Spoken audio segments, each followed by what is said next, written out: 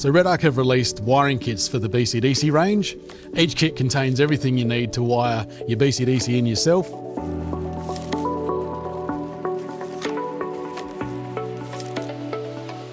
So in each box you're going to get your user manual or installation instructions, cable ties, your good quality fuse holders with some spare fuses to keep in your glove box just in case you encounter an issue down the track, pre-crimped cables, your connector block and all the cable you need.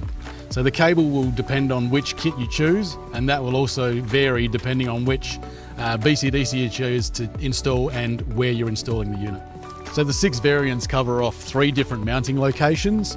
We have side by side in the engine bay, just like I have in the Hilux. Then we have a cross engine bay that you'll probably find on things like a 200 series or something similar. And now let's say I've mounted a core in the back, which I have. I'll probably go for one of the back to front, the longer kits.